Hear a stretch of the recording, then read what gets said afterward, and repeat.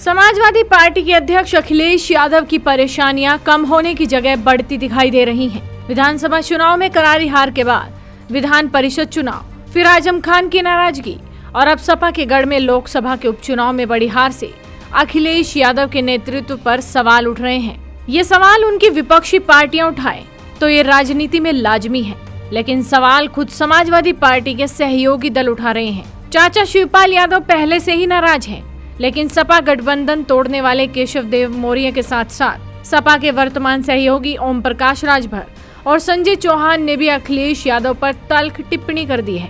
अखिलेश यादव के करीबी सहयोगी सुहेलदेव भारतीय समाज पार्टी के अध्यक्ष ओम प्रकाश राजभर ने अखिलेश यादव को फिर से नसीहत दी है कि वो ऐसी कमरे में बैठकर राजनीति न करे। राजभर ने समाजवादी पार्टी के संगठन पर भी सवाल खड़े करते हुए आरोप लगाया कि आजमगढ़ लोकसभा उपचुनाव में सपा गठबंधन बेहद कमजोर नजर आया। उन्होंने कहा कि बीजेपी 24 घंटे चुनावी मोड में रहती है।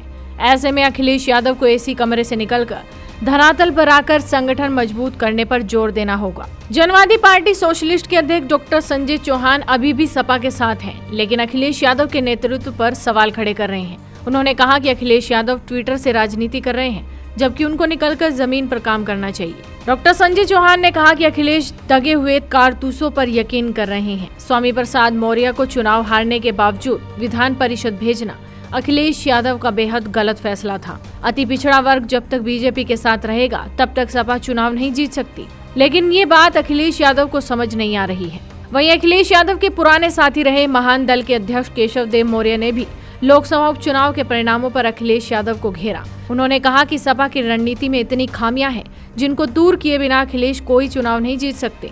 अखिलेश मेहनत नहीं कर रहे तो चुनाव कैसे जीतेंगे? 2017 में तो सपा की सरकार थी, फिर भी बीजेपी प्रचंड बहुमत से चुनाव जीत कर आई।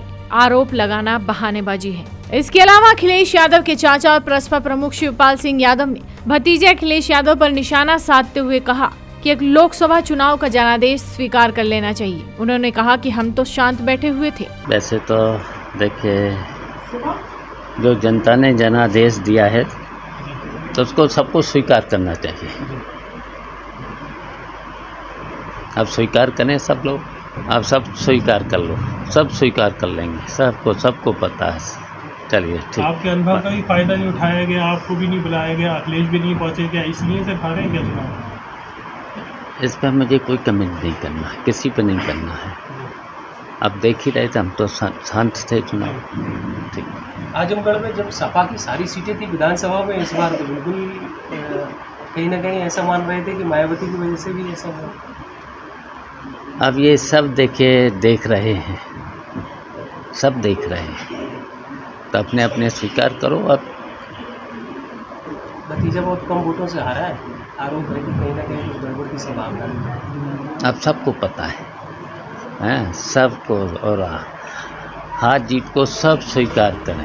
परिणाम आने के बाद उन्होंने खुलकर ज्यादा कुछ कहने की जगह नसीहत दे दी कि जनादेश स्वीकार कर लो। वहीं मुख्यमंत्री योगी आदित्यनाथ ने कल एक प्रेस कॉन्फ्रेंस करके आजमगढ़ और रामपुर के नतीजों पर सपा और अखिलेश यादव पर निशाना साधा था। आज के इस चुनाव ने एक बार फिर से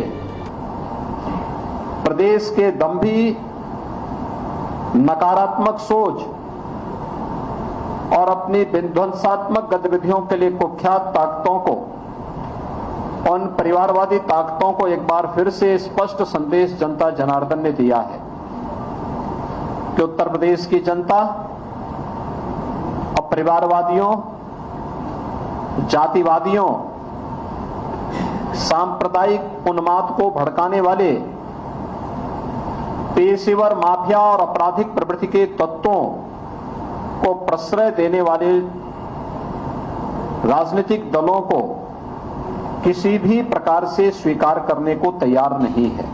वहीं आजमगढ़ से जीत दर्ज करने वाले दिनेश लाल यादव निरहुआ ने साफ संदेश दिया कि आजमगढ़ में अब विकास होगा। और जिस तरह से पूरे देश में अच्छा काम हो रहा है, कहीं न कहीं आजमगढ़ भी उसी से प्रभावित होकर के और यहाँ कमल खिलाया है। एक उम्मीद में कमल खिलाया है कि जैसे बाकी जगह का संपूर्ण विकास हो रहा है, वैसे आजमगढ़ का भी होगा, और इस उम्मीद पे हम लोग खरा भी उतरेंगे।